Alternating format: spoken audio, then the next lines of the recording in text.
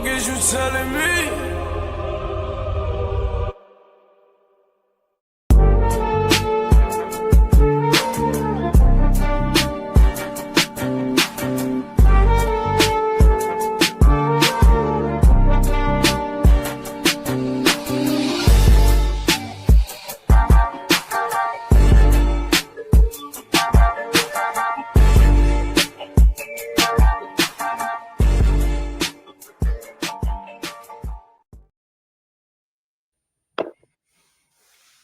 What's up? What's up? Throw the Hook Podcast, episode 4. It's your boy G5 Jeff TV, aka G5, aka 5, aka the Guru. And I got the OG with me, you know what I'm saying? Birthday guy up in the building, man. Boxing First vlog, man. What's going on, good brother? Oh man, here ready to break this card down with you, man. We missed it the other day. We touched on it a little bit, but I got some further thoughts. It's it's a couple fights on there. It's a couple fights. There's a couple on there, man. But happy birthday to you, brother. Happy born day to you. I appreciate your family. Hey man, when y'all come up in here, man, give my man a happy birthday, man. A proper salute when you come in the door. You know what I'm saying? For the people that's in here, man, like put a one in the chat if you can hear us, okay. And then we're gonna get to cooking. We got a lot to cover in a little bit of time. We probably won't be able to get to everything, but we're gonna get to the meat and the potatoes of everything that's going on in boxing right now. Before we get into the topics, I just got a quick message. My phone has been kind of going crazy. People responded to the Subriel Matias video that I dropped. I think it was yesterday. Swaro in the building, man. He said, "Happy birthday, vlog. God bless you." See, appreciate your family. Oh man, this family right here. J.O. in the building. He said, G5, what up? BFV, happy born day. Love seeing y'all back cooking on this boxing. Hey man, appreciate you, brother. Appreciate you. Say you sound crystal clear. My God, that's what I'm talking about. Yo, listen, so my phone been kind of going off the hook. I've been getting a bunch of responses as far as the Subriel Matias video that I dropped. It was a short, like a 1 minute short. I think it was like a minute, 30 seconds. But for the people that haven't listened to it, please go listen to it. Basically, I was explaining that Subriel Matias, basically, they said he was innocent of the PED thing, but they put him on a year probation. You know what I'm saying? They put him on a year probation and said he had to take additional tests. All I said was like, that doesn't sound like somebody that's innocent. That sounds like somebody that's guilty. And we had a bunch of people messaging me saying, yo, you got to get your facts straight. You got to do this. You got to do that. Like one of the tests was contaminated. He took another test and it was clean. I'm going to say this one thing and I'm going to keep it moving. I got 3 words for y'all. I don't care. I don't care. If you're not on the PEDs, if you're not, what you call them, vlog? What you call them? Space juice. If you're not on the space juice, right? The percentage should be 0. It should be none of that in your system. It shouldn't be 0.2%, 0.1, 0.5. I don't care. If you got it in your system, any percentage, you coming off of it. Period. You coming off of it. How does someone use a contaminated test? So what PEDs are at a testing lab? So how is the test contaminated? But so they got PEDs at the lab that they mixing with test samples. Like the arguments that these fans come up with is stupendous. That was a stupendous comeback. I don't know if it's I don't know if it's a situation where they're trying to say that like their like Subriel Matias sample was like mishandled when it got to the lab. I don't know what they're trying to say, but like I said this to somebody that didn't like that video. Like, I know I don't have no PEDs in my system. I do a drug test, it's coming up clean, right? It's coming up clean. If Vlog does a test for PEDs, it's coming up clean because he don't take PEDs. You understand what I'm saying? That's You like don't. saying you just got a trace of AIDS in your system. Either you got AIDS or you don't. You know what I'm Right. saying? Or Like, but like you got a you quarter of a percentage of crack in your system. Like you's a crackhead. Like yeah, you understand what I'm saying? You are a yeah. crackhead. Come on, Straight man. up. Like Yeah, stop it. I be them had cramps in my fingers trying to respond to all of that nonsense sometimes, bro. Bro, I've been going back and forth with them all day. Lima S9Q. What's going on, player? 1231 in the building. He said hello, boxing fans. Jeff, he said happy birthday, BFV. Smash that like button, folks. Hey, 1231, where you from again? Because I know he's not from here. He's not from the US. Like, we really appreciate you, bro. Straight up. JL, he said fighters are never guilty when they get popped. There's always something. When is the last time a fighter got popped and said I did it? Man, didn't I say that in the last That's video? what vlogs. I Yeah. said the fans will respect you more if you stand on it. Facts. Sometimes, like they say the cover up is worse than the crime. The cover up be crazy. The cover up Man, be absolutely crazy. I wouldn't say it's worse than the crime, but it just makes the crime just that more criminal. Yeah, I agree 100%. 1231, he said, I just go with innocent until proven guilty. Any results, and there's always some excuse. I mean, how often and how the heck are samples getting contaminated? Vlog just said that. He just said that before we went on live. You know what I'm saying? Australia. 1231 is from Australia, man. He been showing mad love, man. Like we really appreciate you, bro. Like we just get in here just like to chop it up, man. Like sometimes we not politically correct. We almost never politically correct. You know what I'm saying? We just like to get in here and just talk some boxing, man. We won't be doing nothing crazy. We appreciate you though for sure. But just to get off of that, I just had to get that off my chest real quick. But man, we got a stat card tomorrow. We got Pitbull Cruz versus Lamont Roach. But I want to get, before we get into the card and get into the technicalities, my guy, cool boy Stephen Fulton, came in overweight. 2 pounds overweight. They said he weighed in 3 different times and couldn't get to 130. Vlog just, and this is somebody coming up from 126 to 130, the challenge for a title 122, technically coming up from 122. What I have to say about this situation is he in a mixed bag, because as we get older, you naturally gain weight. Doesn't mean you gain strength. So going up in weight and probably going straight like from 126 to maybe 135 or something like that, it wouldn't have boded well for him, because he never was a KO type of guy in the first place. And then could he even keep some of these bigger guys off of him? So him trying to struggle and stay around 130 was still a struggle. Like I said, it's still a struggle for his body. You know what I mean? But physically, I'm not sure if he could even carry the pressure at this weight, because again, he didn't look like he did very much damage to Ione at 126. So I'm just saying, you know what I mean?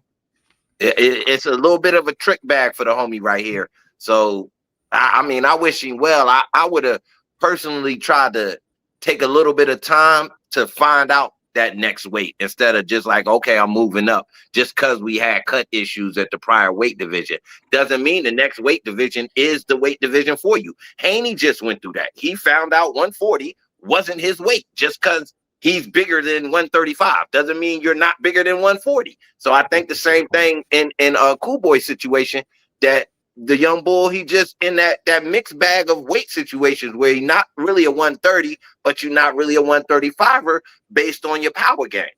And he could bulk up. Don't get me twisted, but that's just Tim Bradley. Don't mean you knocking people out. So do you think that after this fight, he should just forget 130 and just go to 35, or do you think it might have been some discipline issues? Or what you No, think? I don't. I just think it's a situation with the body. The body is like we seen with the homie over there in London going through. The body just telling you, look, I'm done. I don't care what you're doing with the steam and the running and the no sweets or whatever that these modern fighters go through to miss that weight. The body just tell you it's a wrap. Yeah, I usually would disagree, but in this case, I'm kind of leaning your way. And the only reason I'm saying that is because Cool Boy Steph, not only do I know people that know him personally, like he's like the professional's professional. Like he always goes about things the right way. I've never heard any stories about him, any funny business during training camp. Like he get to it. So I was surprised to hear that he didn't make weight, but it might be a situation where, he thought going from 22, 26 to 30, like he would, it'll be a good situation for him. But if his body's telling him 35, then after this fight, however it goes, he needs to go to 35. I mean, but if it doesn't bode well for you, if you can't push around or not won't say stand and bang with a 130, and a guy that's at obviously upper echelon of 130 because he's a champ. That being said, what you gonna do with these guys at 135 who are really probably 140s and some guys that may be cutting from 147 like a Haney? Because even when Haney fought Kambosos, he probably was walking around at 160 at the time, 165. You know what I mean? So to cut down all the way, that's pushing that. I don't know if 30 pounds, but he could have. I'm not going to deny it because look at him at 147. He looking like he 160. Yeah, I know. I know with Haney, I know when he was coming in at 140, he was rehydrating to 160 overnight. That's my point. That 140 wasn't the business. He got in a good showing because I guess it was the first time for the weight cut at 140. So his body, okay, this all right, I might be able to deal with this right now. Look good with Regis. Turn back around. He had to get on the bicycle with the other homie because either he would have lost his legs or he would have lost his arms in that fight. You see what I mean? So if he would have stood there and fought with Ramirez, he would have lost his arms. If he didn't move from standing there fighting with Ramirez, he would have lost his legs. Yeah. Haley Young in the building says hi, hello to you. If you haven't subscribed, please subscribe. JL, he said, tells me we need tougher discipline handed out for first-time offenders instead of 1 year suspension. Make it mandatory too. These guys only fight once a year, so what's a 1 year suspension of them? That's actually a good statement, bro. That's actually a good statement because a lot of these fighters, especially the bigger name fighters, they especially the title holders. Is most you don't even have that. I wouldn't say Matisse is a big name. He's a title holder. So that being said, it's not really hurting him based on that. How many title defenses do you have in 1 year? Yeah, I mean, they ain't like I ain't know Matias had I ain't know he had that many fans on Facebook. They was coming for your boy's dome, man. Man, he Latina, he black, but he's still Latin. So the Latin fans is ferocious. They ferocious. I'm gonna tell you the craziest comment I got. One of the guys said, you pronouncing it Subriel Matisse. It's Matias. He said that is crackhead vocabulary. I told him he probably was with Matias when he went to purchase the PEDs. I ain't hear from him since. I ain't hear from him since. Hey, you said he made a straw purchase for him? Yeah. Little brown bag situation. You know what I'm saying? Then you go buy it, but give it right to me when you come out the store.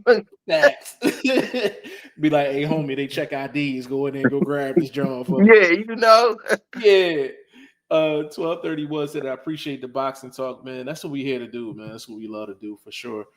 Said, damn, Fulton, SMH. Yeah, I felt the same way, man. It doesn't fit him.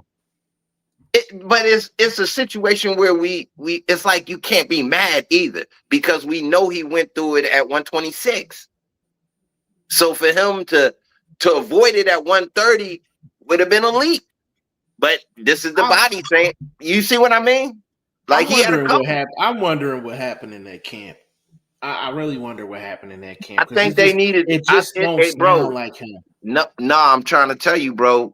They wanted to keep it as tight as possible with the weight cut. That way you have the gain on is less. So it's not like you draining, losing power. Let's keep it tight.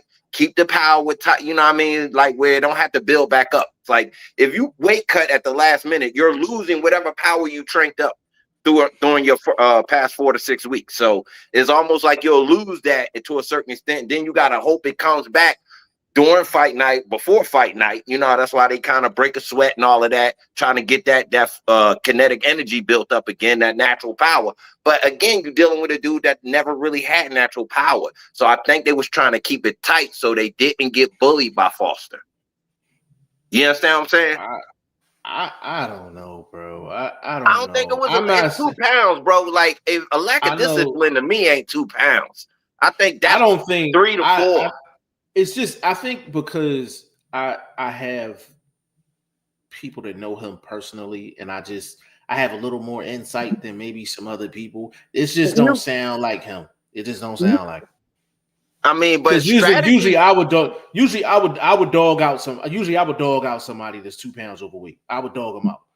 2 pounds, Jeff? Yeah. For a dude that's already went through this problem? Not if you're coming from 26 to 30.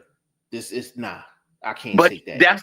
That's 4 pounds, and you had you had trouble trying to keep at 126. So I can't. 4 pounds later, I can't justify that, bro. No, I'm not. I'm not trying to come across as a thing of justification because it's a professional. He getting paid X amount of dollars to go in there and perform. I can't go to work half drunk, so I get it. You know what I'm saying? I'm talking about.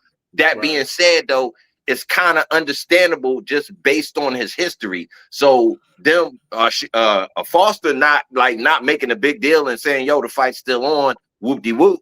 I salute him. But again, it's not like a major advantage or anything. It's not like Garcia coming in overweight and he's already a big dude. Like, you know, I'm talking about Ryan in the aspect of that. You see what I mean? So it's a little bit different when you're talking about Stephen Fulton.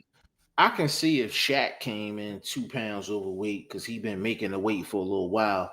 But if that's supposed to be Cool Boy Steph's first official fight at $130, and he comes in overweight for his first time at 130, it just don't look right. It don't to look me. Right.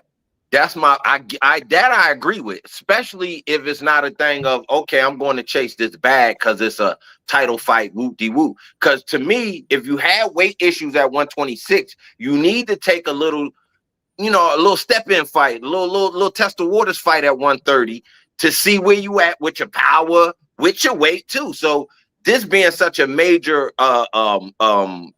platform, it do look bad in that aspect. Yeah, I gotta get some answers, man. I gotta get some answers on that situation. Like, it's some people, like you take a Ryan Garcia, he's coming in 3 pounds overweight and all that for the Haney fight. It was people saying Floyd was telling him to do that. Like, it's like what you call it, dirtbag type shit. Like that's dirtbag type shit.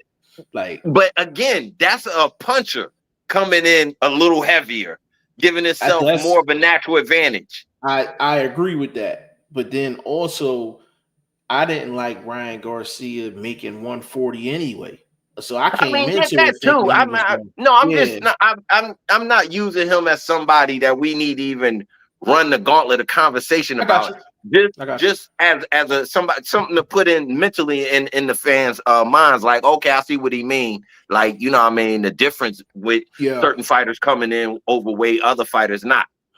But I mean, throughout history, I mean, we've had plenty of people that has come in overweight or had to hit the scale a second or third time. I remember it happened to B-Hop, and B-Hop's one of the most disciplined fighters in history.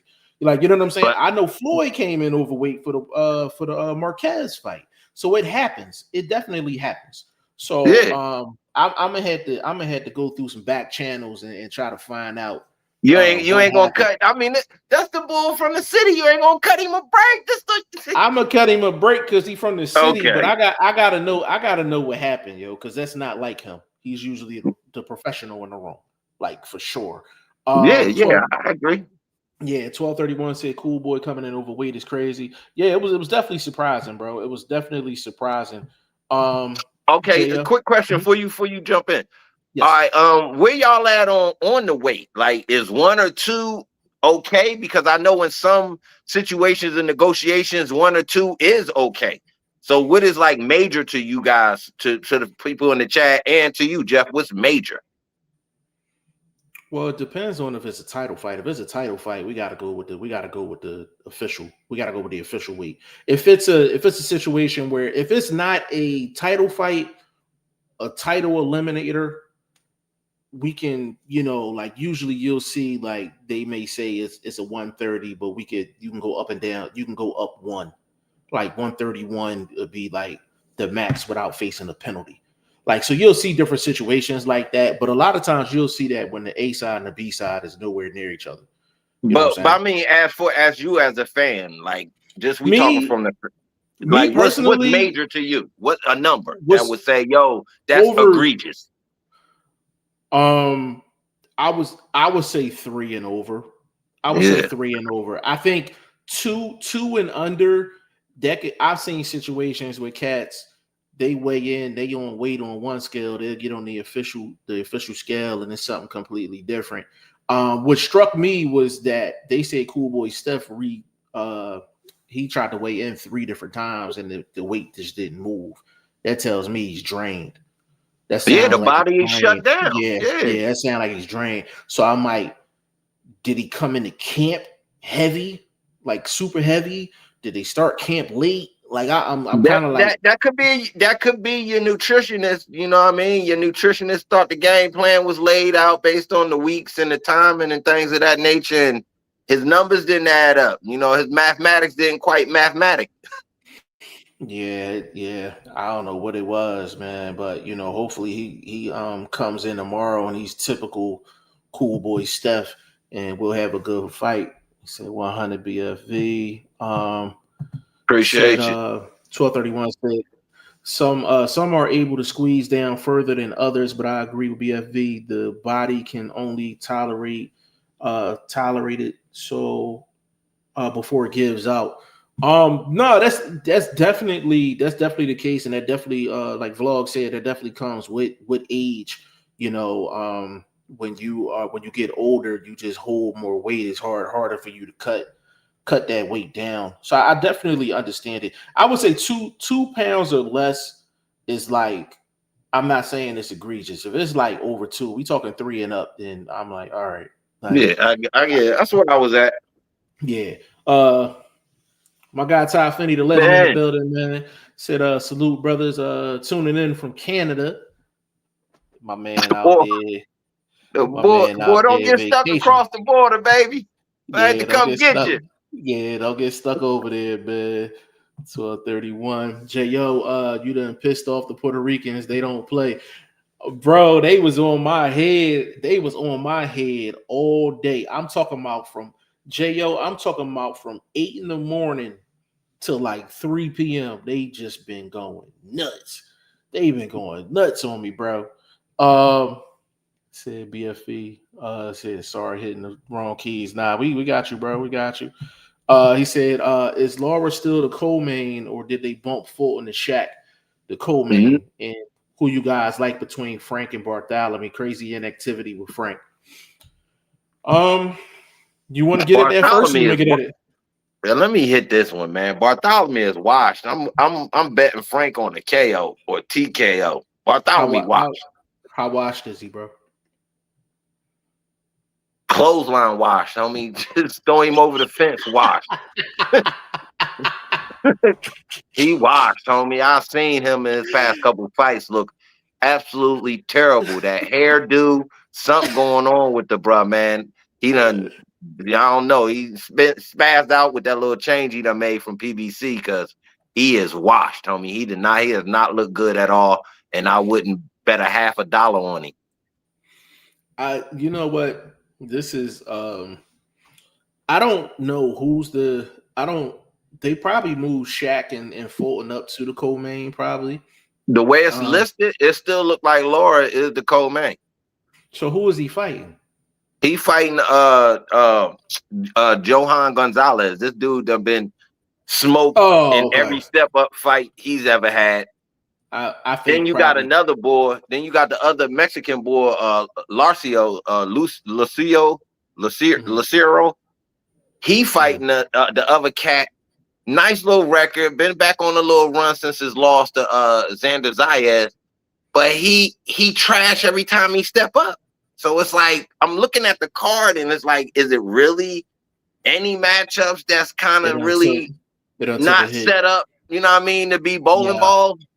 Yeah, it done took a hit. It done took a hit. That Janabek Laura joint was that was a nice balance on the card. So Janabek popping up on the space juice, man, like that really kind of screwed the card up.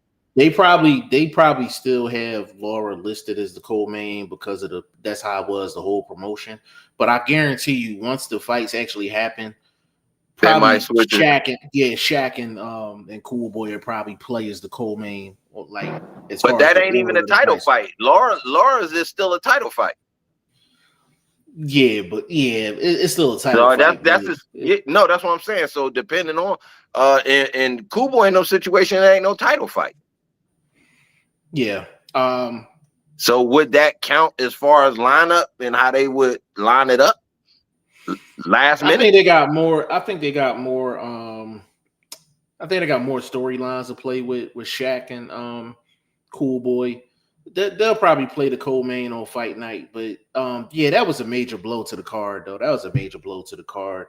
I like Frank in the fight. This is kind of it's that fight, Legend. That fight tricky in the sense of you got Frank.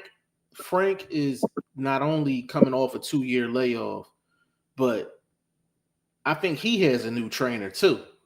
So when guys switch trainers and long layoffs, you kind of don't know what you're gonna get out of them. But Bartholomew he's a name, he's a vet, but it's just whenever it's time for him to step up, he just leave you hanging at the front door. So I like Frank in the fight only because I don't think Bartholomew. I think when he hit the gas pedal, I don't know what's gonna come out when he hit that gas pedal. A lot of times it's just he mashing the gas and they ain't really going nowhere. So I'll take Frank just because that's the safe pick. But I'm interested to see how Frank looks coming off of that Tank loss. Legend said, do you guys speak on Usyk wanting to fight Wilder? Usyk is on top of the mountain, so he can fight anyone he wants. But Usyk is way too skilled for him. I know Finney don't tap in like that when he do his 1-2, bro. That's race baiting, bro. That's all that is, bro. That's just give me a black man to beat up, because you know what I mean. Come on, bro. Wilder, you avoiding the young lion over there in London, but you call out a dude that we've already seen take a very bad beating a few times, and it's like, bro, come on, bro. Like, stop. I done lost respect for you, homie. Lost respect. You know what it was? Like, that's the case, but also when Wilder chose Fury initially, he felt like, oh, all right, but this a UK guy. He got a fan base. This would be a nice little situation for me to knock out so I can get that AJ fight. I can get the leverage. So he was thinking something completely different, and then it just went completely left. With Usyk, I think with Usyk, he looking at it like, oh, okay, this is the biggest name in the biggest bag for the smallest amount of risk. You know what I'm saying? Biggest name. Like, biggest name. The biggest name in terms of popularity. What? Popular with who? Popular with who? Who is this man popular with? People. He should only be popular with people that are concerned about him. And if you're really concerned about Deontay Wilder, you wouldn't wish him to fight another round a day in his life. I ain't say I did. No, I'm not saying you. This rant is not directed at you, Five. Don't get me twisted. It's just directed at people that still think he's at that echelon where he should be pushed into a fight. I think everybody's from what I'm gathering, everybody's looking at it like, yo, like Usyk is literally cherry picking. Like he's literally cherry picking. Again, there's no fight for you, my dude, right now, unless it's Etama. or unless I agree with that. it's either Etama or the other boy that just came up from cruiserweight or light heavyweight. What's the other boy? And neither one of them got a name. That's gonna get them any money. Who is paying for to see Deontay Wilder? But white boys to see him get beat up. Bro, I'm telling you. So you telling me the two dudes that you talking about, they're not gonna garner no more money than him. I'm not talking about money. I'm talking about if you think that's a money fight, that's not a money fight because they wouldn't get my money, and I'm sure they wouldn't get any honest boxing fans' money because they would already know what it is. Wilder got a sick fan base, bro. He got a sick fan base, bro. Like when I say they believe in him something crazy, they believe in him something crazy, bro. Bro, they think he can move mountains. Hey, bro, I don't believe it. Bro, it ain't about moving mountains. It's about moving his legs. And it's about pivoting. It's about. I got you. Hold on. Hey, J.O. put the names in the chat. Yeah. Now Usyk and Worley, that's a good fight. Either one of them, Caballero, that's another good fight. But it's just with Usyk, those are two people with no names. Wilder's washed, but he's washed with a name. He's washed with a name. I don't know. I don't think it's a good fight. I think Usyk wins. I think he knocks him out. Like, you know what I'm saying? I think he knocks him out and relatively early. You know what I'm saying? I don't think it's any competition, but I'm talking about like what the dummies is going to pay for. The dummies is going to pay for a wash name than a young prospect. I don't respect the call out like that. I don't respect no call out like that. Who you want to fight though? Again, you spoke when you're the king of the hill and there are young lions coming up. When you're a king lion, it's not another old lion coming to take your bitches. It's usually young lions coming to take your bitches. So it's not no old man calling him out to take his belt that's already been beaten and a former champion in no position to call out anybody. So in his situation, he should be looking at the young lions to say, yo, I'm open to get a test from one of these cats. Not from a dude that's already been twice beaten and been beaten by a man you beat. So what are you talking about, bro? Yeah, bottom line is Usyk don't have any money fights. That's not my problem. That's not my problem, bro. Don't call out a worthless fight because you ain't got nothing else to call out but some black man that's already been beat. Yeah, I'm not even mad at that, bro. I'm not mad at that at all, bro.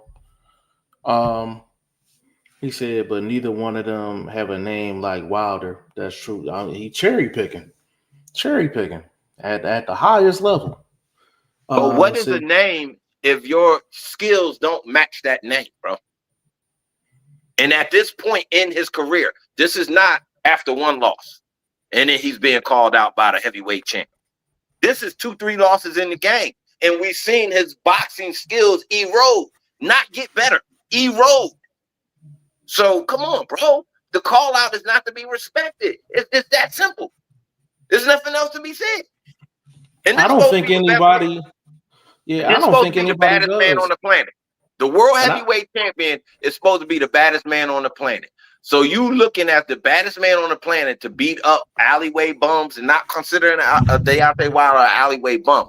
But at this point, with the way you calling him out, that's what it's looking like. Like you looking to fight the drunk dude that just walked out the corner bar. Come on, bro. Come on, bro. Yeah, I haven't seen one person that say that like they respect the call out. We don't. But I ain't seeing nobody calling him out for the call out. That's my point too. Where's the call out to him for calling out somebody that's washed?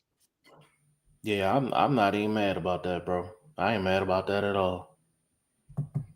I ain't reading that. It says a spider.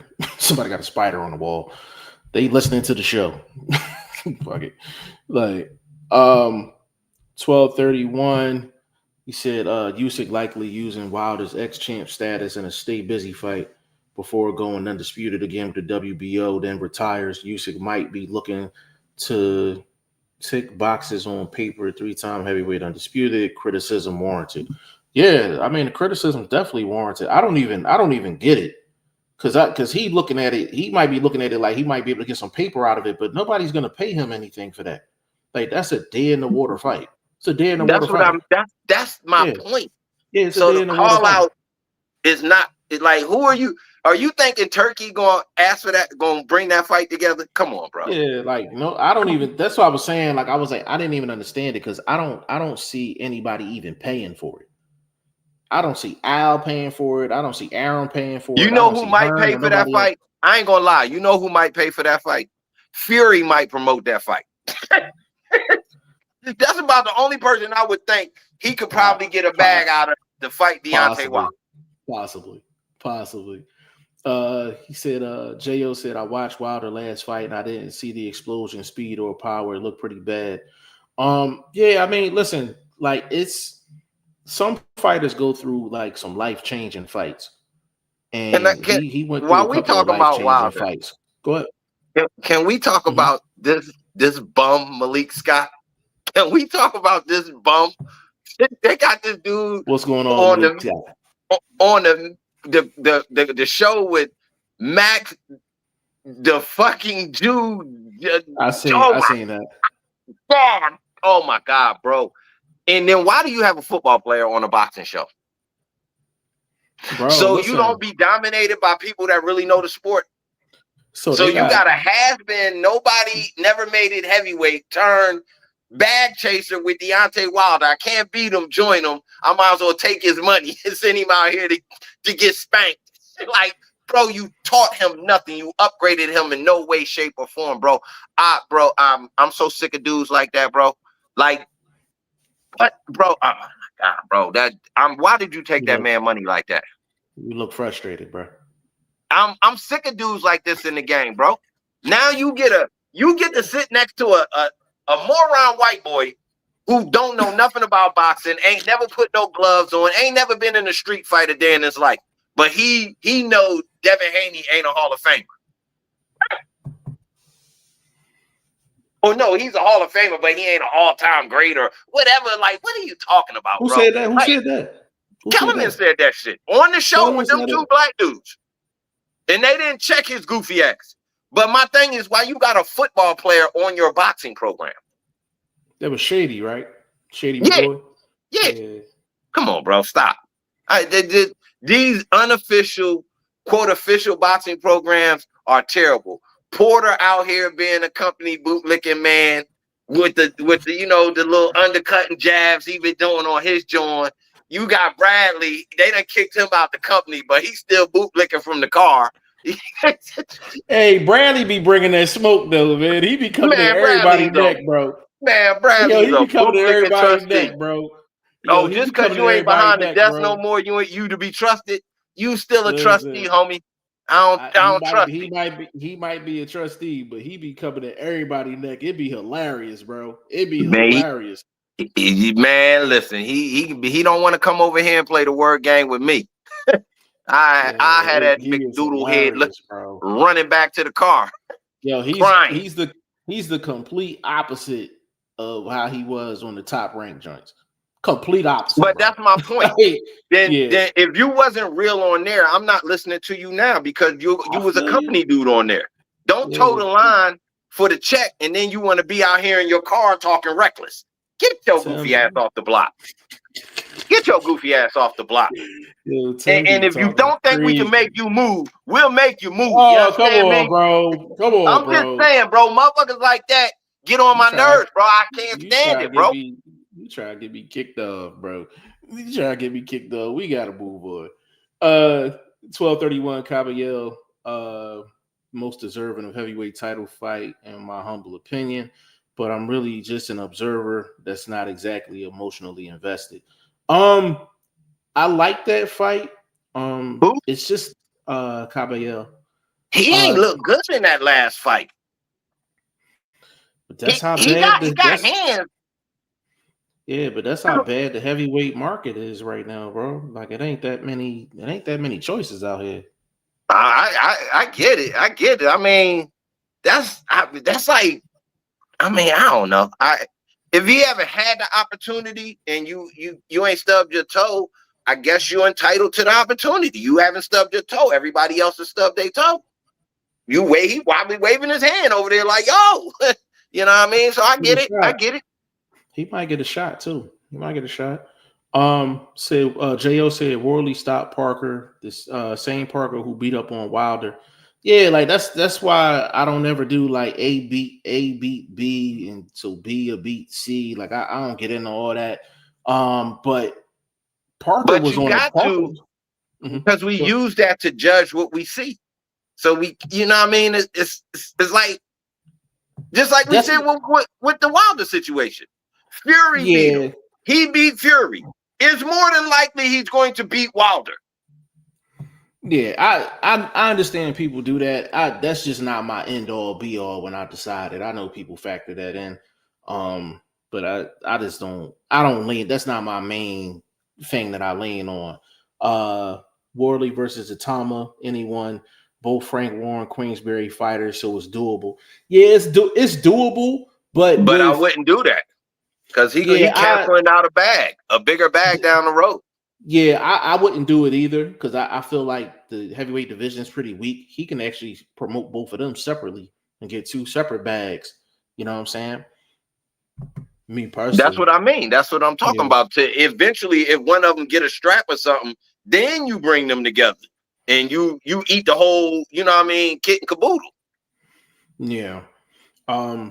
Legend, he said, do you think Crawford will fight Laura if he wins or go in a different direction since now Janabek's name is off the table? I think with Crawford, I think it's Canelo or nothing. This whole WBC thing, I think with the WBC thing, I think that, you know, going undisputed at 160 is out the question because he's not going to fight for a WBC belt. So I don't think he fights Laura. I don't think he fights Janabek. I don't think he fights anybody at 160. I think unification is just not in the cards for Bud after the rant that he had on Mauricio Suleiman. So I think he's just going to go for the biggest money fight possible, which is a Canelo rematch. And if he can't get that, he might hang him up. But if I had to guess, him and Canelo will be back in the ring for a rematch. You know, I think it's either that or he just retires on top. You know what I'm saying? And I disagree with Jeff slightly. I think a Charlo fight could be a, you know what I mean, a backdoor situation. You know. What's in it for him though? They ice cold. And you know they ice cold too. They back of the freezer ice cold in these boxing streets. But I mean, middleweight, yeah, that's what I'm saying. Don't he got a championship fight coming up for one of them belts? Who? Don't Big Charlo got to come back with a Plant for a belt? Yeah, I mean, if he win that fight, then yeah, something might shake. That's what I'm saying. That's what I'm talking about. That's my estimation because I think Big Charlo beat Plant. Oh, we'll have to lay some bread on that then because I got Plant. I think Plant to smack him around. Ooh, okay. We smack him around. Yeah, you know, I done got you the last couple of times, so I'm definitely up on that one. Nah, I'll be more than happy to take that bet for sure, definitely. We'll talk particulars once we get the date. I think it's supposed to be January 31st. It's supposed to be on the Shakur card. It's supposed to be on the Shakur and T.O. card. Exactly. So it's right around the corner. Yeah. Jo said Moses has been ordered by WBC to fight a Coley. We'll see if that happens. WBC be ordering a lot of stuff. And, Mauricio, his word is not bond. Yeah. Ryan Anthony 2812. What's going on with your player? He said Tim Bradley funny. Yeah, he is hilarious, bro. He is hilarious. He was just snapping on the chain off of him. He was just snapping on Cool Boy Steph, man. He was just snapping on him earlier today. Okay. Yeah, he got a lot. He got a lot to say. He ain't behind that desk. He don't like boots either. Of He course, don't like Boots. when you can't compare yourself to He the said, Matrix, yo, he said Cool Boy Steph was eating cheesesteaks with Boots in it. I was like, hey, yo, stop, bro. I was like, you see stop. what I mean? Now you want to know why we're running him off the block? You talking reckless. Oh, That's not even yo, boxing, bro. he be Now you talking just being a crazy. clown. He be talking crazy. 1231 said Wilder versus AJ was the last fight I was so emotionally invested in because I wanted to see heavyweight undisputed so bad back then. I was losing sleep. So now I just watch things unfold and just enjoy the ride, to be honest. Bro, I'm like that too, bro. When it comes down to certain divisions, heavyweight division, I'm definitely like that. Like it's just not, it ain't nothing really popping at heavyweight. I'm not really excited about anything going on at heavyweight, like at all. Ryan Anthony said Tim Bradley funny. He said Haney versus Norman. I mean Haney outclassed him. He outclassed him. Like it's just, it is what it is. Said WBC president took away Crawford belt. Yeah, we've been talking about that for the past like day or so. It's crazy because I made this statement on social media this morning. I'm like, Subriel Matias gets popped for the Peds and he's innocent and keeps his belt, but Crawford don't want to pay the sanctioning fee and they take his. And he went into legend status with that victory over Canelo. Like So that's what I'm I'm saying. Like it's confused. crazy. It's crazy. I'm confused. Is it you earn your championship or you paying for your championship? Because I'm like, you paying for the opportunity. Man, listen, bro. Yeah, I'm on some Riddick Bowe shit, throwing shit in the trash. Yeah, Come get it. It's out at the curb. That joint would have hit the dumpster for sure. Yeah. Usyk versus Wilder. I don't want to see that, bro. I don't want to see that. Nobody wants to see that. Usyk beats Wilder. Yeah, that don't last 4 rounds. I think Usyk could get Wilder up out of there in 4 rounds. He not even no power puncher like that. He said I thought Wilder was, I guess he meant retired. He had a fight in like Alabama somewhere. Yeah, he like had a fight in Alabama, but he didn't even look good in that fight, to be honest with you. Said Crawford versus Benavidez. That ain't happening, bro. Like ain't nobody stepping in there. No, the young boy called him out. The young boy Ben Whitaker called him out. Yeah, that was funny. I ain't mad at him. I ain't mad at him neither, though. That's what I'm talking about. That's how it should go. We shouldn't get Benavidez calling out somebody that's already beaten. You see what I'm saying? Like, I get him calling for Canelo, at that time. But that's like calling for Canelo now. Come on, Benavidez. What are you doing? Ryan Anthony said Charlo versus Boots. Now, that's a fight I would like to see, even though I think Charlo will get smacked around. But I would like to see that fight. That's a great name for Boots. That's a great name for Boots. But I don't think Hearn willing to pay that back. Not 10 mil. Here's my thing with that. People can't have it both ways. Like, you can't say Boots is not important. Boots hasn't done anything. Boots hasn't garnered any attention. But then you turn around and ask for 10 M's. You can't have it both ways. I'm talking about a Charlo would ask for something like that. And would Eddie Hearn pay? He don't deserve 10 mil. That fight, that's not a 10 million fight. I'm just saying, based on his earnings and what he pulled in from the Canelo situation and what he was building up to towards, undisputed and things like that to get a big money fight. I don't think he wants to take a major step backwards. If you was representing Boots, would you pay Charlo 10 M's? You won't even be able to recoup that. I would need Mel to come off a big win, like a Madrivoff win or something like that. You know what I mean? To be able to say. But that's my point. Like, he's coming off of a long layoff, no belt, no nothing. That's why I said I would need a major win at 154 to even try to start lining a fight like that up. But question to you. What should Charlo get right now if he's going right into a fight with Boots? No, nothing. Probably right now. 5 to 6 max. Damn, you giving him 5 to 6? I think that's a big fight. We talking about a world title fight. We ain't talking about a contender versus contender situation He or a ice former cold champion though, versus a bro. contender, He ice huh? cold though. He ice cold though, bro. But I'm talking about a fight on a turkey type of platform, or even a big Dazan type of thing with Madrival or somebody of that ilk. There's a couple other 154 dudes that's making some waves and shit. Xander Zayas, somebody of that ilk, go after a belt, come into the fight I with a belt. I would give Charlo like 3 M's. I'm gonna tell you why though. I'm gonna tell you why 3.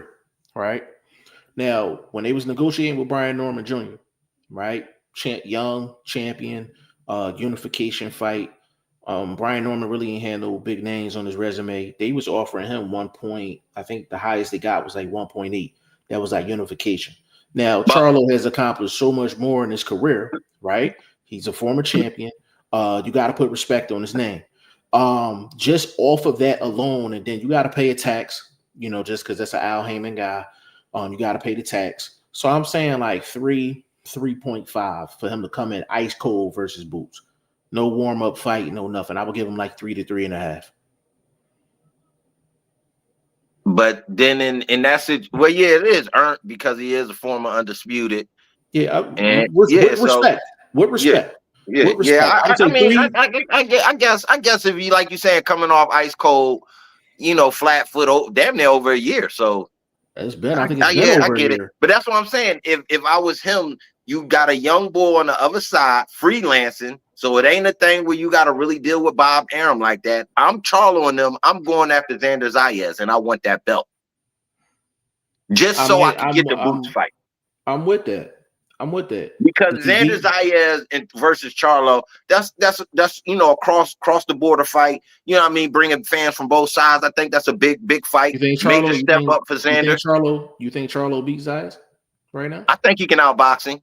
I wouldn't try to trade with the youngster and eat too much leather, but Charlo's had a decent chin. He took Canelo power, and Canelo wasn't holding back on him. He just couldn't get him out of there.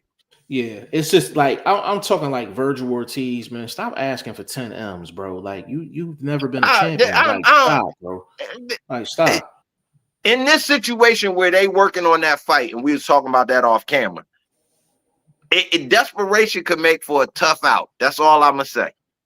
You put a rat in the corner, you know what I mean? It could be a feisty situation. So I wouldn't have Boots, be walking in there too lightly if that fight does happen. Yeah. Legend said it's Plant versus Jamal being close to being done. I think I read that somewhere. If so, who you guys like in that one? It's supposed to be January 31st. Vlog got more. I got Plant. We gonna put a little something on that. Hopefully the fight's happening. Because I think that's a good fight. 1231 said back of the freezer cold. LOL. Both Charlos need tune-ups in my humble opinion, but full prop if either dive straight into deep in Spence too. Yeah, all those guys need comeback fights. All of them. It's a big question though with Maul. How is he looking at if he could even make 154? With Mel, I mean not Mel. Oh, with Mel? Yeah, that's can he make 154? That's a good question. That's what I mean? To be honest with you, bro, I would like to see Mel at 60. I would too, because it's still open waters up there. And bro gated past it, didn't clean it up. He might be able to go up there and go undisputed. Especially before Boots get up there. Yeah, you definitely don't want to run into Boots. Nah, not at all. And Mel, I think with Mel and Adamas, that's a good scrap. Mel and Adamas, that's a good scrap. I ain't gonna lie, I prefer to see Mel and Laura. I like to see Mel get that opportunity. Ex-champ at 154, undisputed. I think that's the best name Laura could retire against. You know what I mean? And I wouldn't think he would get murdered in that fight. Too, though. They know each other so well too, man. That might be a boring John. At least with that's why I said I don't think he would go in there and get murdered. Like, you know what I mean? It wouldn't be like Laura, past is it one fight too many type of things like with we seen with Roy Jones and B-Hop and things like that. I think Laura could go out, shining. I think he lose that fight. because I don't know if he put out the volume. Right. 1231 said we might be witnessing big shift in boxing structure over the Bud WBC. TKO Zuffa belt will make things interesting because their fighters will be restricted to their organization only. So basically, bro, when they come down to the sanctioning bodies and all that, let me make this really, really clear. Terrence Crawford and everybody else in the sport of boxing has paid sanctioning fees. Everybody, like nobody's exempt. Everybody's paid sanctioning fees at some point. And Bud paid sanctioning fees for the Canelo fight. His point was the WBC was asking for too much bread. Bro, when it came down to the sanctioning fee. Go ahead, bro. Go ahead. Bro, he thinks these Zuffa brothers and Dana White and them are going to do something different in boxing. You three dudes have not treated the MMA fighters well. Why the hell do we think as boxing fans you're going to come into our sport and do anything different than your predecessors do? And you know the thing that's crazy, like the pay scale that they had for the boxing, they should have that for MMA because that'd be a raise for them. But I ain't gonna get into that. That's my point. So what made me think you're gonna actually uphold that? Because y'all don't. I've heard of gang of fighters say they haven't received their bonuses and a bunch of stuff. Right. He said 1231 said Jamel versus Adamas will be fire. Jamel versus Laura too, but I thought they were close. I actually expected Jamel at middleweight, to be honest. Yeah, him to come back at 54. I'm actually curious because I'm like, I don't know. He's been out so long and he's getting older too. So I was thinking like 160 might be the move for him. But if anybody, if between the two, I think he has been the more disciplined one. And if I would look between the two to say who could make that weight that they have been closer to in their previous fight, I would say it would be him. So I do give him a shot at making 154, especially if it's a big fight. All right, and we never heard much from them dudes like where it's though like they coming in overweight, train too much, things like that. You know what I mean? I think they've been real precise when it comes to these key fights. Yeah, so it's gonna be interesting to see what the Charlos do going forward. But I would love to see them in some. I ain't gonna lie, bro. If it's 154, it's Xander Zayas. If it's 160 for Mel, we talking about it's got to be Laura. Even if they friends, we've had boxing friends fight. No, for sure. Yeah, definitely. So hopefully we'll see both of them in some action, man. But before we wrap this thing up, bro, like we gotta get into let's go with the top two. Let's go with Roach and Pitbull. First thing, who do you have winning the fight and why? I got Lamont Roach winning the fight on the cards based on the fact that youth. I think this is the fight where we see Pitbull get old. I don't think we see the same volume. His accuracy has been off in the past two fights, especially with the young Puerto Rican dude, Venezuela. And he was sliding out the way. I mean, missing them shots the way that take a toll on you. People think it's the landed punches. It's the ones that miss your joints and everything. You know what I mean? It ain't connecting right. Like, yo, you swinging that air can hurt you real bad, bro. And again, like I said, I think it's just that fight we might see Pitbull get old. And if what's the name is right, like he was with Tank, as far as distance and controlling that space, and being able to just avoid that overhand, because that's going to be the craziest shot that he got to deal with is that overhand. And pretty easy when you're dealing, like I said, with an older fighter. So worry about your space, keep to your fundamentals, and just go and walk out of there with a clean victory and a belt. What percentage do you give Pitbull to win the fight? I'm based on what the white boy from the dirty white boy, Noakes or Stokes or whatever his name was, that Fort Mason. Sam Noakes. Based on the dirty stuff that you kind of can get away with, I'll give him 30% chance because he can, kind of get a little bit rough and make it a greasy fight. Maybe make, Lamont Roach not look so clean. And it can sway a judge here or there for a round or two. So, I give him a 25-30% chance based on trying to make it ugly, because the making it ugly in that Noakes situation, he actually brought the fight closer. He slowed down Mason by some of the little dirty tactics he was doing, bro. I mean, a real dirtball fighter, bro. Real dirtball fighter. Yeah, they was definitely getting it. I mean, he busted his own head being a dirtball fighter. He missed the hook. So instead of just bringing his hand back, he just went ahead and pulled Mason to him. Boom, busted it. That was the first cut of the fight. So it was like, he damaging himself being dirty. That's what them grimy vets be doing, man. And that's what made the Mason. That's what made the Mason win that much more impressive. For a young kid like that at 21 to be dealing with that, you know what I'm saying? Like I think they're not complaining. They're not complaining nothing. He just got back to one complaint. Yeah. That was a great job by Abdullah Mason. I think I have Lamont Roach winning. I'm not gonna lie, bro. I think he gets Pitbull up out of there, bro. I think he gets Pitbull up out of there, but I'm gonna tell you why.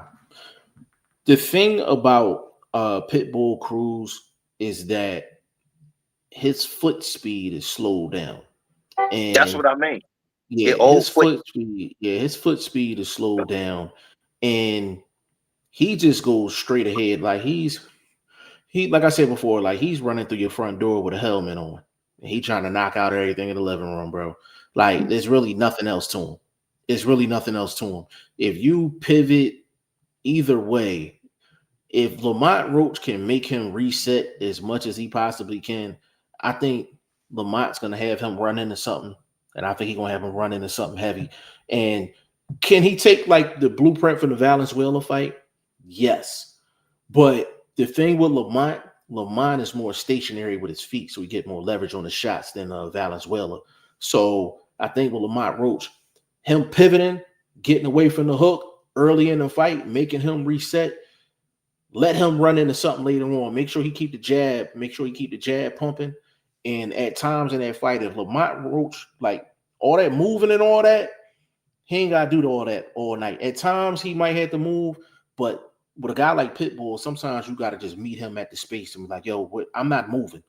You know what I'm saying? Make that clear. Now that you say that, I'm thinking of getting inside that overhand and throwing a nice choppy uppercut, getting him off his heels. I could see that happening too. Especially like you said.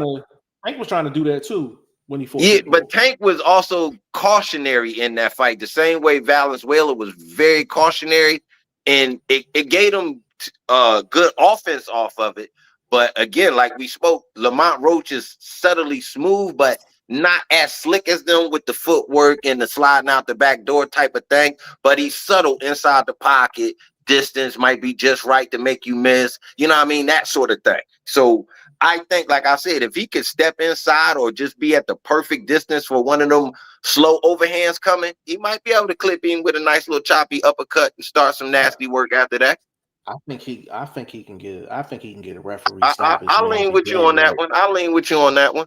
I think like 10th round. I think he can honestly get it but done. We gotta be honest though, bro. We know the boy Pitbull got a nice little chin on him. Let's keep it thorough.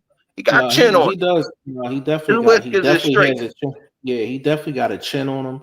The thing about Roach though, Roach don't get lazy in the ring in terms of his offense. He's always letting some shit go. So that's why I'm like, I think he's gonna invest a little bit early in the fight to be able to land some stuff later on and possibly get him a stoppage. Now, if I had to put my money on it, I would say Roach by decision. You know what I'm saying? But I wouldn't be surprised if he get a stoppage late though, because I do think Pitbull is getting older. You know? That's what I was saying. I'm thinking this gonna be that fight that's, the age really gonna show, and I don't think the volume gonna be there. I think, and if for me, one thing I'm gonna add this to it: the way he punches can make you old, whether you land or not, because he punches hard with every shot. He does not waste a lick of energy when he lets his hands go. So after a while, that can catch up with you as much as getting beat up in the ring can. You feel me? Facts. And the thing about it is Pitbull style is a young person style. When you get older, you can't just be running through the front door and not expecting to pay no admission fee. Yeah, you know head down, throwing that overhand the way he do. That's why they pivot on him so much. And doing head all that, down. like, you can Yeah, you can get You gonna clipped easy up you can get underneath. clipped. And if you Absolutely. watch a lot of his slow-mos when he does that, his eyes are closed, bro. He's not even really looking at the target half the time when he throw that overhand. Listen, the only person that's ever gotten away with that is Danny Garcia with the no-look hook. He the only one that can get away with that. You know what I'm saying? Straight up. 1231 said BFV 100. He said, I'm not a Dana White fan because he's a dictator with the UFC fighters. He plays favoritism with popular fighters to understanding popularity sells. I like IBF and WBO most of the existing belts. IBF is definitely the most strict. I can take a They drink of that stand water. IBF stand on business. IBF stand, they be making moves that don't even make business sense, and they still do it. They'll still do it. I can drink a lick of that. Yeah. 1231 said Pitbull smaller dimensions, so has to try to crash through the land while Roach boxes at range. Yeah, it's the key. If Roach want to make this an easier fight, pot shots and them check left hooks is going to be real important in this fight.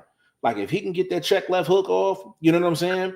But if the he way can get it off, that's what I'm saying. You gotta think about that check left hook. Is it really gonna be the key punch? Because look, you talking about throwing it at a different angle. It's not gonna be a technical right at the shoulder type of check left hook. It's gonna be more of a swinging low towards the hip sort of hook. So is it any twerk on that? I'm glad you said that. I'm glad you said that because when I say the check left hook is important, the check left hook is not important in terms of like that's a shot to get him up out of there. When you're dealing with a guy that's wild, that check left hook and that step to the side, that's going to make him reset over and over and over again. Yeah, and that's why I mean he's going to be looking for that check left hook. No, yeah. I brought it up in the aspect of making sure he at the right position because we know how Pitbull kind of leans to the side and he's kind of low. So if you throwing it traditionally, it's not going to work as well for you. You got to make sure you at the right angle. Yeah, it's either he has to be able to judge whether he's going to be throwing a jab or a check left hook to either get out of range, make him reset, and with the jab, of course, you controlling the distance with that. It's gonna. I'm gonna be really curious to see how quick Pitbull feet is. I'm gonna be really curious to see how quick Pitbull feet looks. I think he's gonna come out like gangbusters in the first 3 rounds, and then the slowdown gonna happen. Yeah, and I think the slowdown gonna happen.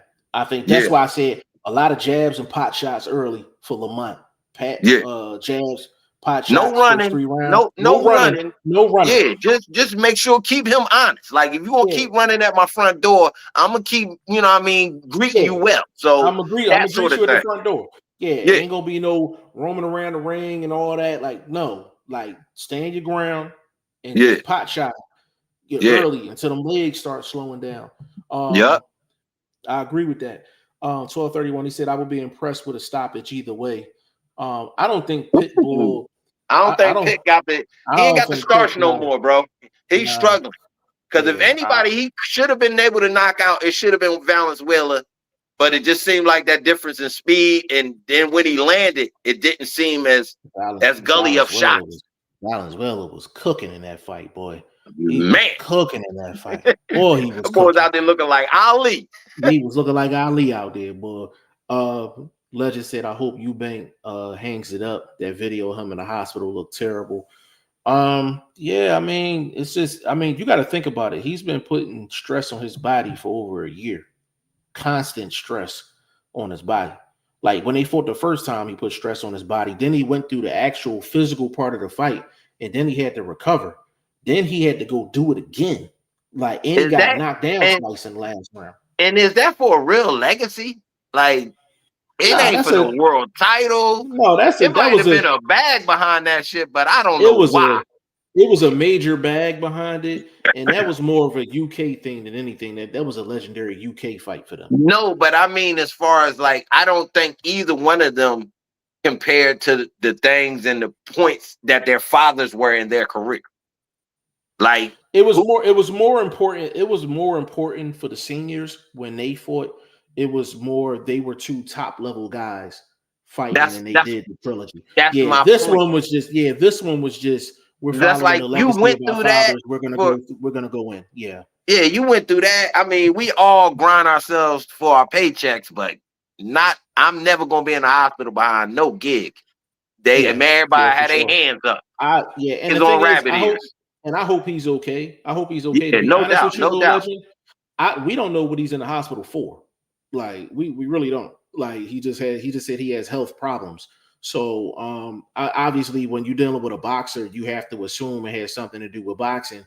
But if he needs to hang him up, he done got paid enough in his last 2 fights to hang him up. If he has That type of weight cut puts strain on his organs, bro. Yeah, for sure. Your kidneys, your liver. Definitely. So it's got to be something serious, bro. Yeah, for sure. Definitely. I don't think he in there because he tired. Nah, he ain't in there. Yeah, he ain't in there because he tired, for sure. 1231 says subscribe, share, and smash the like button. I agree with that. Appreciate 100%. It said Rayo has a blueprint for Roach. But the thing is though, like with Rayo, he's taller than Roach too. So it was actually easier for him to get around. It was easier for him to throw that check hook and get around Pitbull too. That's why Pitbull had so much trouble with him. He made him reset so much in that fight, bro. I mean, we gotta be honest though. Much. Tank kind of laid the blueprint for the avoidance sort of move, get out the way of them dangerous shots. So it was like from there, and we think a dude with a little bit longer length than Tank is actually able to take advantage of it more. I think they went about it in different ways. A little bit differently, no doubt. Yeah, differently. I think Tank approach with Pitbull, like him getting out of danger, his was a lot of athleticism, and that was the reason why he was getting away from a lot of Pitbull shots. I mean, Venezuela is athletic. The boy play a little basketball and all of that. So Puerto Rican cats, they get busy. You know what I mean? They get a little swagger.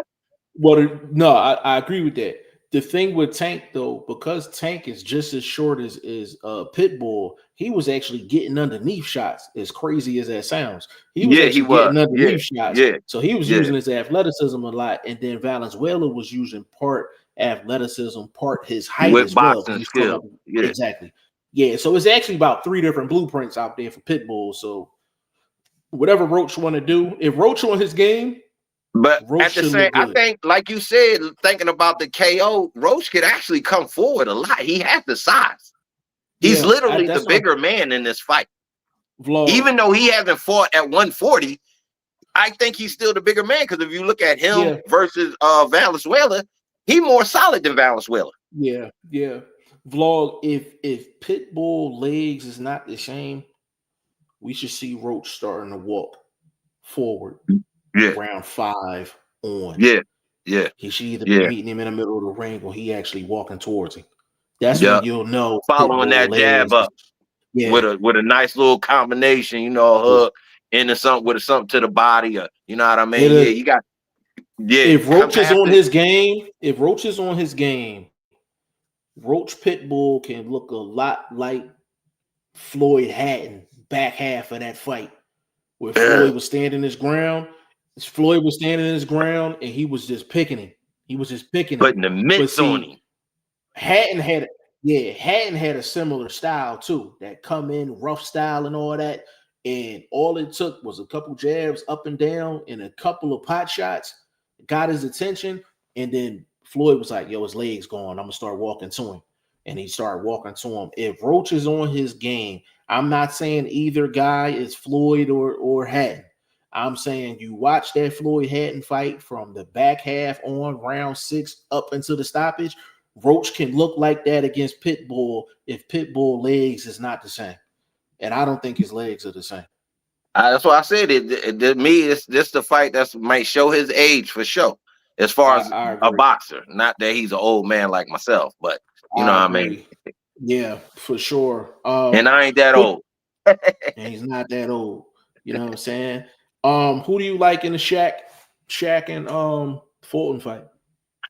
I don't know either, bro. I might not ever come home if I say this shit. Go ahead. I got Foster. Decision? Stoppage. Whoa. Is it the weight? You know why I say that? Thing? Yeah. You went back 3 times? Man, that's a wear and tear on that body, and you already not a banger.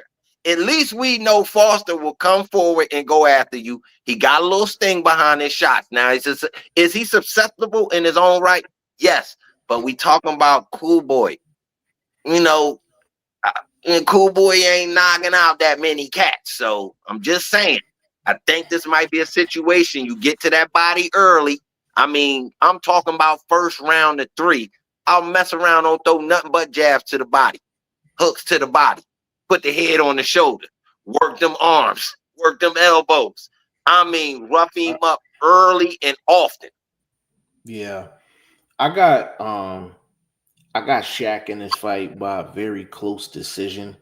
I think Cool Boy's gonna come out strong early, but if he has that weight issue, if it's really a weight issue that he had, and that's why he came in overweight, he might be a front runner in this fight. And he might be in this 12-round fight too. Even though the belt not on the line, it's still a 12-round fight. So I could see him possibly fading in the back half and Shaq pull through during the championship rounds. But I do think it's going to be a close fight. I think it's going to be an exciting fight too, because I think both guys have enough flaws in their game to make it exciting. I'm going to be interested in see who's going to take the lead in this fight. I'm really interested. I got a question. Are you interested to see how close the corner is going to be watching Cool Boy? Are you talking about his corner? Yeah, his corner. Do you think it's a situation where they should be actually paying attention, especially when it comes to that body work? It depends. It depends on how active Shaq is. Because Shaq is a very active fighter, so I'm going with that. But we just went through a situation where Shaq lost his belt because he wasn't active. We just went through that. But that was against a dude he had already fought too. No, I'm talking about the first fight, not the second one. The first one, when he lost the belt, he was not active at all. Yeah. So it depends. It depends. If Shaq is active. But we talking about a situation where it's a bit of a rivalry, a bit of a little smoke behind the mirrors. You know what I mean? So that in itself means it should be some action. So when you talking about that, is the action gonna be smart? Because if you mad at somebody, you headhunting. If you smart, I don't know. That's what makes this fight interesting. I do think it's the most interesting fight on the card. Skill-wise, because I don't know how it's gonna go. 1231 said, "Yo, Foster versus Fulton, full props to whoever wins." Yeah, I think, to be honest with you, this could possibly end up being a close enough fight to where they might have a rematch. I could see it. I could definitely see it because they're not far off as far as skill wise, and I think Shaq. But a rematch at what weight? It's definitely not 130. Definitely not 130 for sure. They had to meet at catch weight on a rematch is terrible, bro. That is terrible. That is nasty work. That is nasty work for sure. Who you got? Ramos and Shane Mosley Jr. Nephew. Junior versus Junior. Yeah. Oh man, easy work, man. The boy from Phoenix gonna put them hands on him, homie. Well, they out there in Casa Grande somewhere or something, but it's still the Valley. You know what I mean? That Ramos family, they down to I-10. But they still from the Valley. You know, I rocks with them heavy. I think he gonna stop him. The boy got heavy hands, bro. Yeah, I got Ramos by decision. I got him by decision. I can see him getting a knockdown in this fight for sure against Mosley. I think Mosley's improved a lot. I think he's improved a lot. Mosley's a very confrontational fighter, and that's going to get him in trouble. I would agree with that maybe about a year and a half ago. But since he's been going on his run, he's not as confrontational, and I think that's what's led to some of his recent success too. He's a little more patient in the ring. He's not as reckless as he was before. As younger Mosley Jr. You talking about you talking about the PVC Mosley?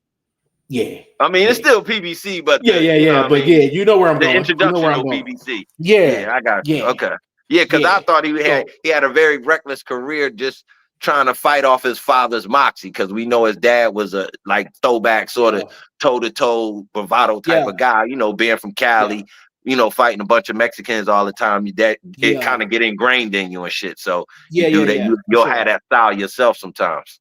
For sure. So I'm trying to think what other fights we missed. I don't even care about the Laura fight. I got Laura. Laura's probably gonna get a dub within the first 6. Yeah, I got Laura, the bull been dropped in every major step up. I think Laura got enough power to get rid of Johan. And in the board, they got the young Mexican cat, Lucia. He fighting the boy that Zayas just beat, Valenzuela Jr., I think. He a decent cat. He was on a nice little run too. And like I said, I think he lost his last fight, his step-up fight against Xander Zayas. But on paper at 154, that's a nice fight. But if you really break down dude win-loss records and who he's won and lost his fights against, it might be a whitewash. Might be, and that's, you know what I mean? Might be a whitewash. But the young boy, he's 17-0. I can't pronounce. You know, I'm terrible with names. Y'all gotta forgive me. But y'all see his name on the card. He the young phenom, 17-0. I think he got like 15 or 14 knockouts or something like that. You know what I mean? He got crazy hands. But like I said, it's these little fights like this where you could kind of run into a bump in the road because it looks like it's a cakewalk fight. But dude got some skills. It's just, will it be his night Saturday? I doubt it, but that's a little fight I was kind of taking a little look at to see if it might kick up a little dust too. Yeah. I think definitely the not having a Laura Janabek fight kind of took a hit to this card, but it's still enough action on here to. But Janabek wasn't no star like that. We know him because we boxing heads, but I don't know if it sent the card over the top. It didn't send it over the moon, but the thing about that fight, it was technically a unification fight. So so it was a big fight. It was a big fight. It was a big fight. Yeah, I get that. But I mean, you know, cheaters never win, so it's so be it. Yeah, for sure, man. So hey, we gonna close this thing out, man. Hour 22 minutes strong. Yes, sir. Got our predictions in. So what we're gonna do is we're gonna go on Sunday, probably around about 12 noon. That'll probably be like an hour. That's basically an hour before the NFL games come on. So we could do Sunday. We can recap the card, talk about what happened, and pretty much go from there. But it should be an exciting card. You know, we'll go over the fights and we'll talk a little, you know, Teofimo, Shakur going down January 31st. We'll get into Boots and Virgil. Heavy negotiations going on right now.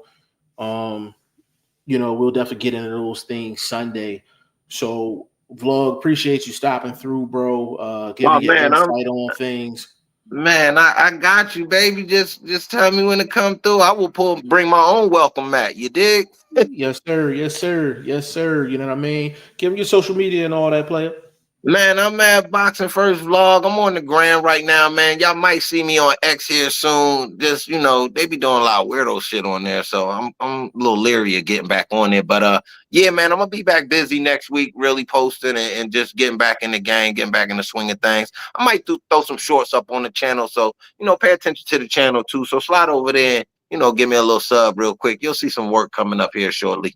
Get my feet wet again. You dig? Yeah. I gotta get the link for your channel too, because StreamYard has a feature on here where it'll put a box in the corner. They can actually click on it. It'll go right to your channel. Go right to the follow button. So I got you. I'll shoot it to you here soon. Yeah, let me get some ideas brewing, and you know how we do. I like to talk about a variety of things. I'm not always a mainstream dude. Like I like to find them fight. Like if you know us, bro, we found fighters their biggest fights of their life. You know what I mean? So Tagu, you still owe me a bag, homie, but I ain't gonna say nothing about that. You know what I mean? Yeah. We just keep that between us. You know what I mean? But yeah, I find dudes, homie. So I might find me another guy. Yeah, if the movement get big enough, man, we gonna run into all them dudes at some point. You know what I'm saying? 1231 said appreciate you. Jeff BFV, smash that like button, folks. Later gang. Big shout out to you, bro, man. Appreciate you, man. Appreciate you, family. I'm all over the place, man. Instagram, TikTok, Facebook, YouTube, everything G5 Jeff TV. Definitely gonna drop clips from this video. Well, basically this podcast.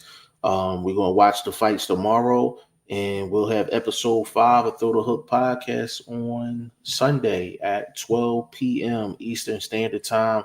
I'll put a poster up and a reminder for all you folks. So on behalf of Boxing First Vlog, big shout out to Shane, big shout out to Legend who's in the chat. Big shout out to Coach Ali, Ivan Robinson as well. Chad Dawson, stop playing, man. Get on the show, man. Stop playing with me.